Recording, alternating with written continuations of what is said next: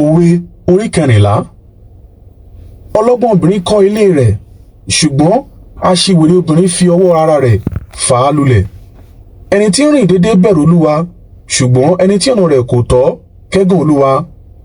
Ọ̀rọ̀ aṣiwèrè a máa ṣokùnfà pàṣán fún ẹ̀yìn rẹ̀, ṣùgbọ́n ọ̀rọ̀ ètè ọlọ́gbọ́n a máa dáàbò bò ó.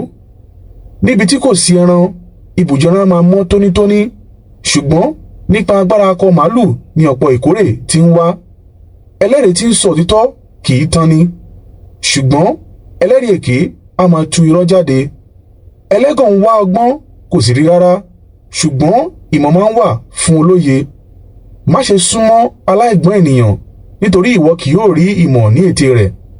Ọgbọ́n olóye ní láti ronú jinlẹ̀ nípa ọ̀nà wọn, ṣùgbọ́n ìwà òmùgọ̀ aṣiwèrè ní ìtànjẹ.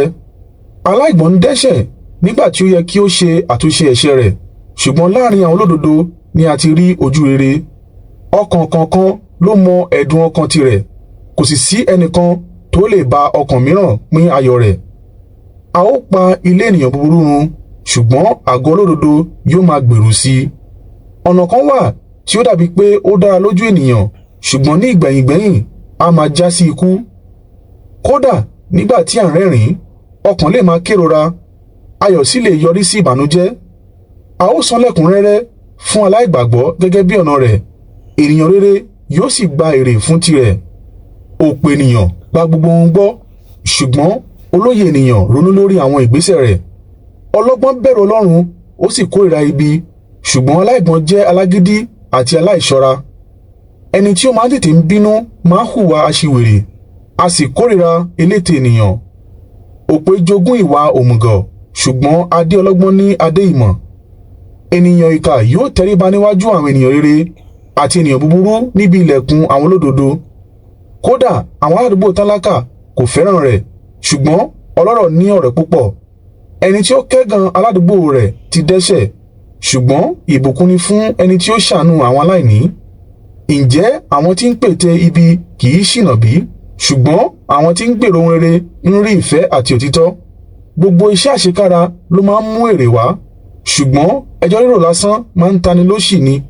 Ọ̀rọ̀ ọlọ́gbọ́n ènìyàn ni adé orí wọn, ṣùgbọ́n ìwà aláìgbọ́n ń mú ìwà òmùgọ̀ wá. Ẹlẹ́rìí tí ó sọ òtítọ́ gba ẹ̀mí là, ṣùgbọ́n ẹlẹ́rìí èké jẹ́ ẹlẹ́tàn. Nínú ìbẹ̀rù Olúwa ni ìgbẹ́kẹ̀lé tí ó lágbára, yóò sì tún jẹ́ ibi ààbò fún àwọn ọmọ rẹ̀. Ìbẹ̀rù Olúwa jẹ́ orísun ìyè tí ń yí ènìyàn padà kúrò nínú ìkẹ̀kùn ikú. Ènìyàn púpọ̀ ní ìlú jẹ́ ògo ọba, ṣùgbọ́n láìsí ìjòyè ọba á parun. Onísùúrù ènìyàn ní òye tí ó pọ̀, ṣùgbọ́n onífùfù ènìyàn máa ń fi ìwà aṣiwèrè hàn.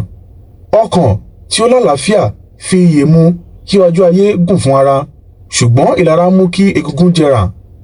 Ẹni tí ó fi ìyà jẹ aláìní ń fi ìkórìíra hàn, ṣùgbọ́n ẹnikẹ́ni tí ó ṣoore fún aláìní bu ọlá fún Ọlọ́run. Nígbà tí ìyọnu bá dé, a fa àwọn búburú lulẹ̀. Kódà nínú ikú àwọn olódodo ni ààbò. Ọgbọ́n wà nínú ọkàn olóye, kódà láàrin àwọn aláìlóye ó jẹ́ kí wọ́n mọ òun.